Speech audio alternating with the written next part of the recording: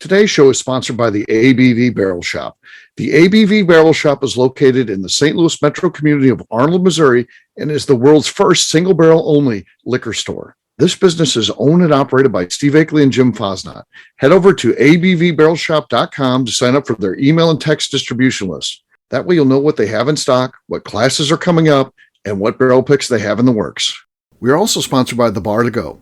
The Bar to Go offers a fully customizable carrying case that allows you to take your favorite distilled spirits or cocktail ingredients with you. Whether you're looking for yourself, a customized gift, or logo items for your business or event, The Bar to Go can help. Check them out at thebar2go.com. Use the number 2 when you type out The Bar to Go. Did you know Neely Family Distillery now ships its popular distilled spirits directly to you? To order, simply call 859-394-3258. Tell them the ABV Network sent you. And now, on to the show. Let's drink!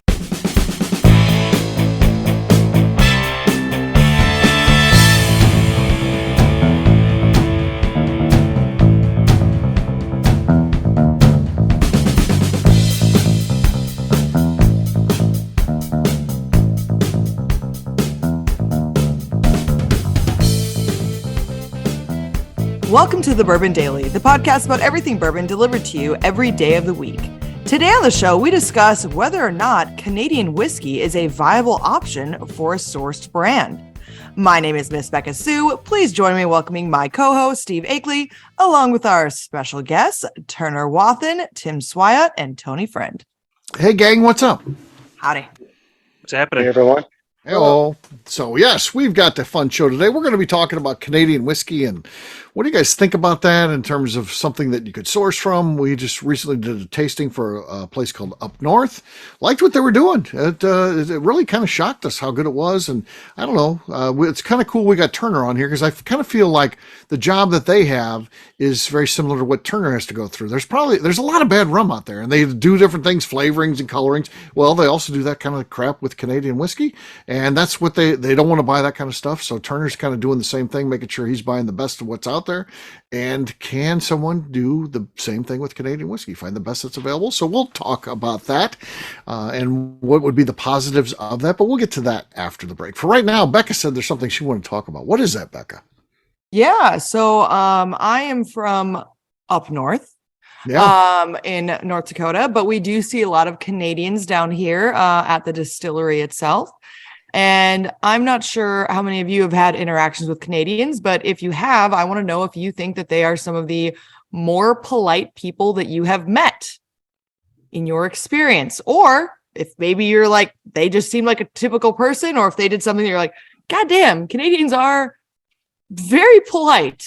No, I think they're very polite. I've had to go to Canada for business and stuff like that. I used to go to a trade show up there because we had a company that had Canadian locations and things like that. And they're great people. I mean, very nice, polite.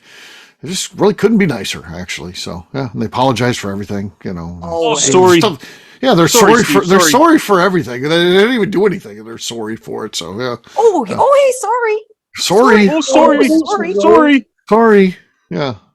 Well, here's the secret. They are very polite in front of you, but have you watched any Canadian comedies like Letterkenny or Shoresy or anything like that? Because when they do get talking about the Upper Peninsula, Michigan people in Letterkenny, they let us have it down in the States. Really? That's good. There's some great lines over there. It's spectacular.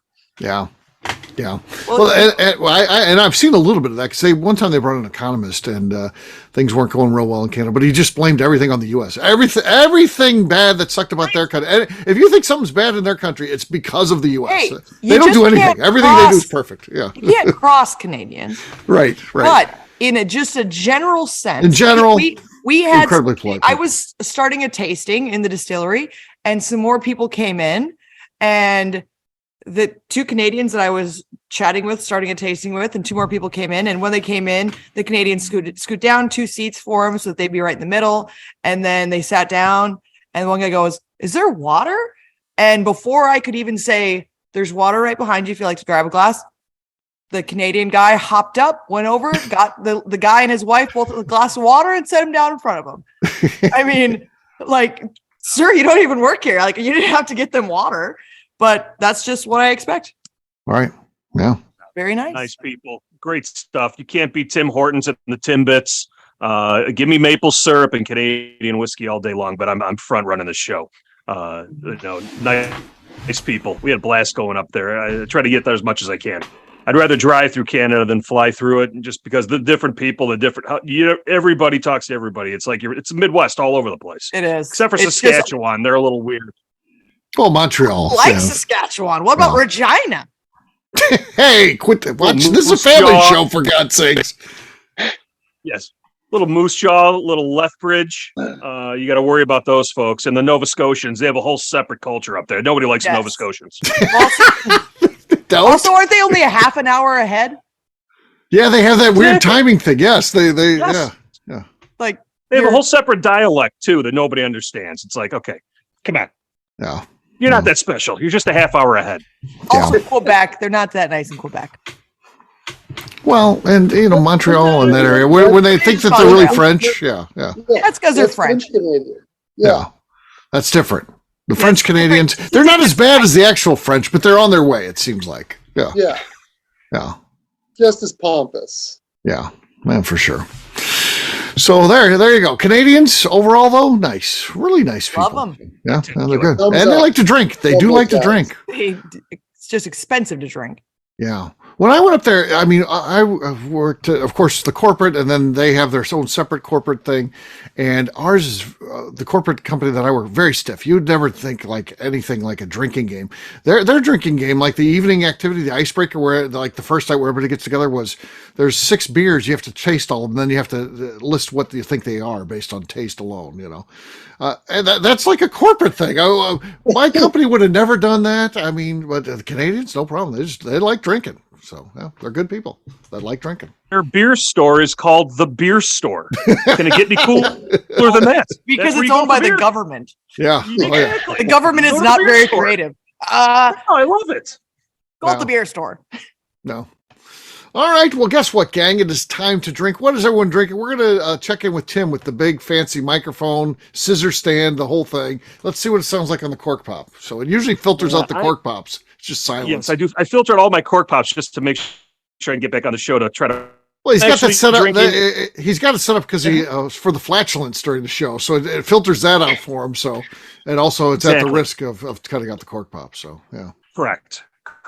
So I am enjoying a Canadian whiskey tonight. This is a J.P. Weiser's 35-year-old, curated by Miss Dr. Don Livermore up there at Hiram Walker.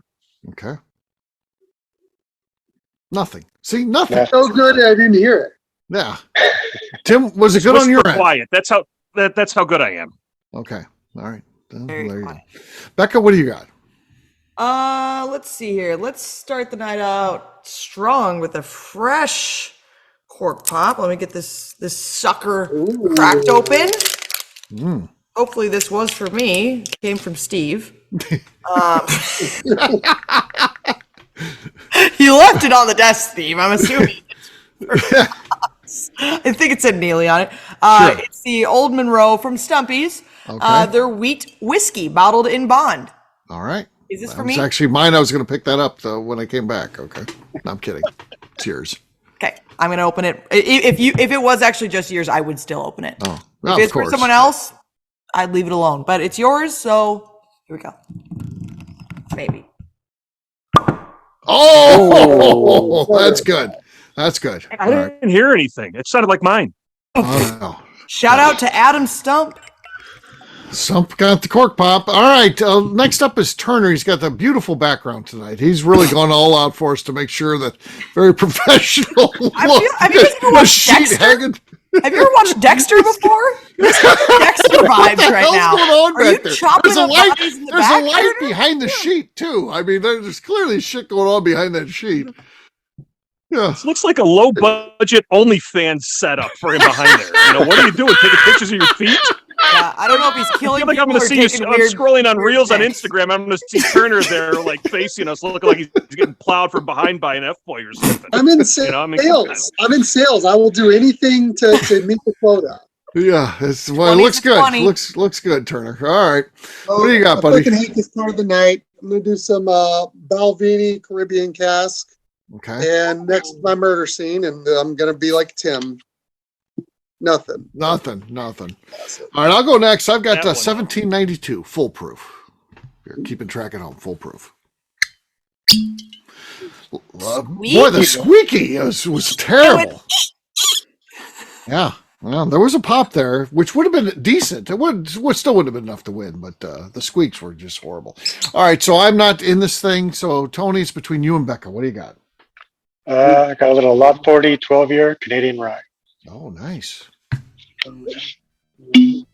Nope. That was good, but not enough to win either. Yeah, that was. Cheers, gang. Cheers. Nice job. Cheers. I don't want to cross Turner tonight. I don't want to end up chopped up in that back there. Exactly. Crawl space underneath his house, I'm sure.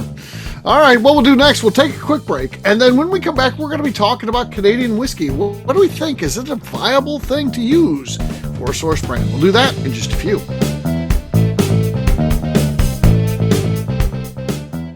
Let's talk about the people who make these shows happen. First up is the ABV Barrel Shop. It is the most unique shopping experience in the world of bourbon, as the ABV Barrel Shop only sells single barrels. Owners Steve Akeley and Jim Fosnot select. With over 100 distilleries on board to sell us barrels, we are home to the most unique and diverse barrel pick selections in the bourbon world. By signing up for our email, you will always know what we have in stock. In addition to the single barrels, we'll have a gift shop featuring ABV Barrel Shop as well as ABV Network merchandise. We are partnering with vendors like Art Eatables and Old Man Bay Signs to bring you unique items you can't find anywhere else. We will also have a 24-seat classroom where we are offering educational and fun classes like Breakfast and Bourbon, a series where we pair donuts and bourbon, customer barrel picks, and opportunities to learn from master distillers and other bourbon dignitaries. Best of all, we feature a tasting bar where you can try before you buy. All of this is located in the St. Louis metro community of Arnold, Missouri.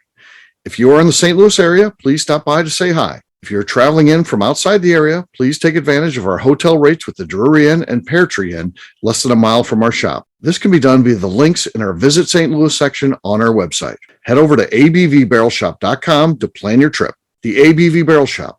It's where single barrels live. Hi, this is Steve Akeley, owner of the ABV Network. We're sponsored by the Stave and Thief Society. This is where you, a bourbon enthusiast, can expand your knowledge and emerge a bourbon steward. In 2017, I completed my Executive Bourbon Steward certification. It's the most comprehensive bourbon certification program available and connects you with an expansive network of bourbon enthusiasts and professionals. Check out the full listing of in-person and online certifications and join the society today by enrolling at staveandthief.com. Okay, let's talk about the Neely Family Distillery. In 2018, I met Royce Neely at an industry event. He started appearing on our shows, and we became friends during my frequent trips to Kentucky. Today, he is amongst the leaders of young distillers leaving their mark on the bourbon industry. A visit to Neely Family Distillery yields insight on their unique family history, why their products are special, and gives you the opportunity to taste their whiskey, moonshine, and creams. Check them out at NeelyFamilyDistillery.com or visit them in Sparta, Kentucky.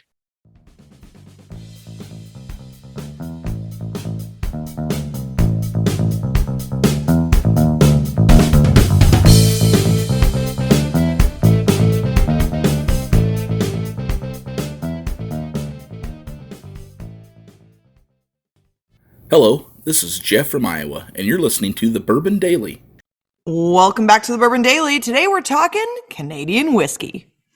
Yes, we are. So, yeah, the on the plus side, Canadian whiskey, there's a lot of it, and you can get some stuff. Age statements are so big, and you can forget that. Hey, it can be, it's different than the U.S. and new cooperage and all that kind of stuff.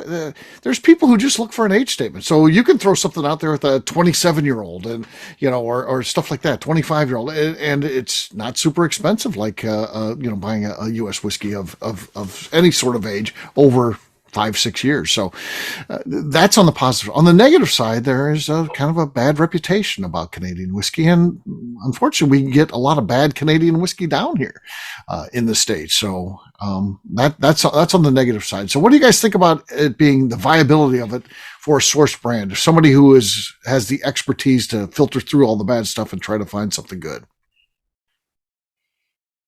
Yeah, so I'll start it off. If you look at Whistle Pig, their 10-year ride, they've been sourcing Canadian rye for that for years, and that's been pretty good juice that everyone likes. Yeah. And then recently, I was on the event with that Found North, and they sourced a Canadian whiskey, and that was really good. Yeah. Yeah. Yeah. That was really good. So I definitely enjoyed that. Oh, wow. Was it one of the little books? Yeah, was it the second or third one that had the Canadian? It had like a 40-year-old Canadian whiskey in it. Yeah. So one of those. That's where it gets interesting is, I mean, Tony and Tim, how much did you all pay for your bottles? The cast strength, isn't it, Tony? That's a lot 40 cast strength. Yeah, this one was Canadian only, I believe, but I got it around $100 ish. I made a trade 14 years old? That's a 12-year. 12-year. Yeah. 12-year. Yeah. So it's fantastic. Yeah, it's probably 35-year. Yeah, this 35-year with the 20% discount on the currency exchange, since we were paying in dollars and converting it to Canadian. I think I want to pay $175 for a 35-year-old expression. That's unbelievable. Yeah. That's something you can't get in the United States. And Steve, to your point earlier, when you talked about just age statement, I think that's one of the qualifiers that we all chase. Just tell us how the fuck it was made and how old it is. And I think to be Canadian whiskey, it just has to be over 40% ABV and has to be aged for 3 years in Canada. And there's a lot of smaller, just like there's a lot of smaller outfits now really using it. You, like Tony said, you had some guys that are kind of groundbreakers, and I think it's only going to grow. I think we're just starting the cusp of I don't think it's going to be some astronomical game changer, but I think you're going to start to see more hit shelves in the next 3 to 5 years. And Tony and Tim both brought good examples of Canadian whiskey, and I said there's a lot of bad ones, and there are, and but like Alberta Premium, have you got the cast strength version of that? That's fantastic. Yeah, that's really a nice whiskey. I would encourage anybody to check that one out if you get the chance. And again, it's not too expensive either. I forget what that was. No. $85 or something. It was probably one. Yeah, it was something like that. It was under $100. Yeah. Well, that's the catch. I mean, the good stuff that's really being consumed is all being kept in Canada because they enjoy Scotch mostly. Then it's Canadian whiskey. Then the American bourbons up there and this, that, and they got to import it. But all the best whiskey that they have, they're keeping in there. And I do think that if you remember too, each of the Canadian whiskey, generally they're distilling each individual grain on its own. Then they're blending it together for product. Yeah, so not exactly. So hugely interesting. Mm-hmm. Exactly. So you could be importing a corn whiskey out of there or a wheat whiskey out of there and blending with that, and with blending being such a huge thing that our market's finally coming along with or being acceptable with a lot of non-distilling producers. That's a quick way to get in the market, finding unique expressions. Where you're going to find stock, it's a good place to look, especially if you're buying the single grains as they go. Yeah. Amazing deal. We batch our grains and then distill it. Like these fucking savants just up north of us, they're doing it the real way. Like we all hype up blending and shit. They actually distill corn and then barley and then rye, and then they fucking make a blend out of it and let it sit for 35 years, and it's under $200. It's fucking awesome stuff there. I think Turner's got us convinced. It's hard to argue against what he's saying. So yeah, I mean, it's viable. Steve, so I'll tell you, I mean, in our blind tastings that we do for some of these private events, Lot 40 or what's the other one? I'll put Gooderham and Warts in there, a 4-grain, but Lot 40 by far blows everybody away right off the bat. 93% or 93 proof. 100%. Well, I think it's a 95.5 rye, malted, unmalted. But it's a butterscotch bomb, and it's like $27. You can't go wrong with that standard, just a rye whiskey straight up. That's just, exactly what you're getting. Now you got to know the labels. You got to know your Canadian whiskey. To your point, Steve, they can put up to 9.09%, I believe it is. of another spirit in there, or flavoring or coloring or whatever maybe. You got all that, but you also have that with the Scotch folks too that people forget. Right. But I think if you know what you're looking for, you know what's on the shelf, you can find some damn good values out there that are unique. And like to your point, Turner, I mean, them being able to blend stuff together, distill each individual grain, and then having access to some of that stock to be able to make new products down here to parse with.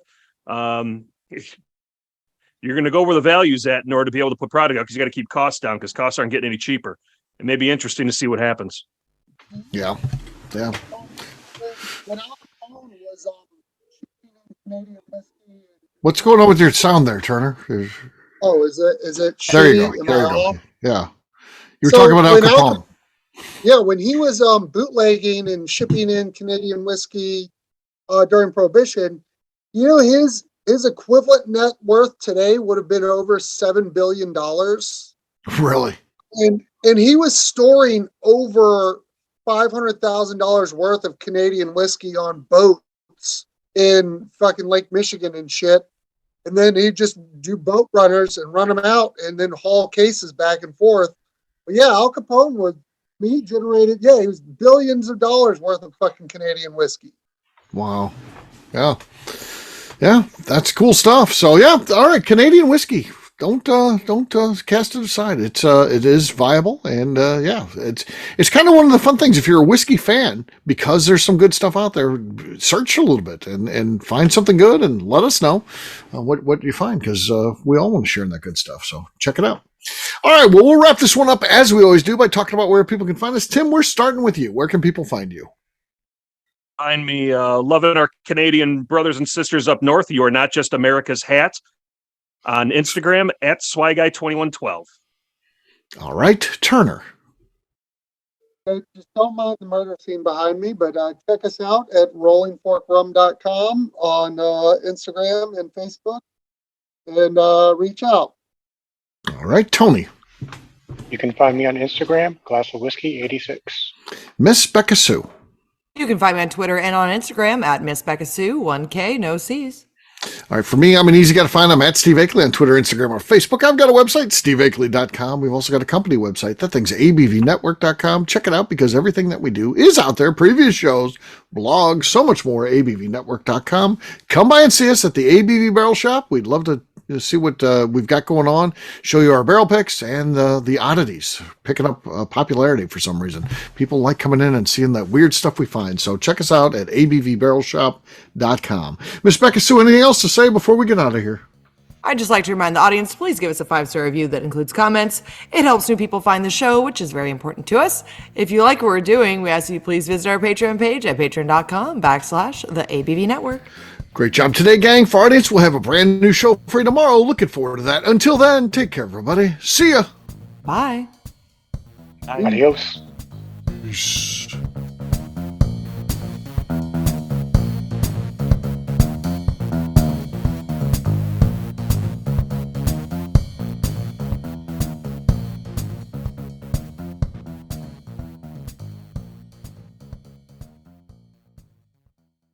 Before we finish the show, let's talk about some great companies that support the ABV network. First up is Moonshine Still Pro. Moonshine Still Pro has a full line of products to help the home distiller.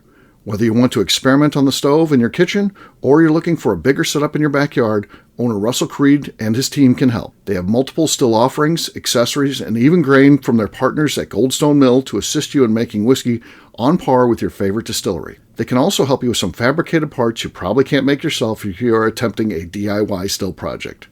Learn more or order your still or parts at moonshinestillpro.com. Another friend of ours is the Goldstein family at Goldstone Mill.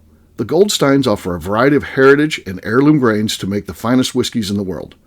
Plus, they are more than just a grain company. They are truly consultants to make sure the grains they are providing to you or your business meet your highest expectations. Additionally, they work with mills around the country, ensuring shipping is as low as possible for their customers. If you're a distillery, brewery, or even doing this at home, Goldstone can assist you. Check them out at goldstonemill.com, call them at 217-254-6613, or check in via email at hello@goldstonemill.com. Last but not least is the ABV Barrel Shop. While we don't get to play in the allocated bourbon game because we aren't selling the other products you have to do to get those, we do have access via our friendships in the bourbon industry to some really cool stuff. Have you ever seen your favorite craft distiller selling some really cool limited offerings only in their gift shop? I'm talking things like the hazmat offering Distillery 291 did for their 10th anniversary, or Neely Family Distillery's Papaw's birthday barrel. They don't have enough of it to send it out to distributors, so they only sell it via their gift shop. Well, companies like Distillery 291 and Neely Family Distillery have agreed to sell us 2 or 3 cases of these offerings moving forward, meaning our store will have the access to some of the rarest whiskeys in the world. Way more difficult to come by than the allocated bourbon offerings with a national release. Yes, they will be extremely tough to come by, but if you're a customer of our store, you'll have a chance to get them. Get signed up for our email or text list over at abvbarrelshop.com so you don't miss out. The Bourbon Daily is part of the ABV Network. For more information or to become a sponsor, please visit abvnetwork.com. Thanks for listening and cheers.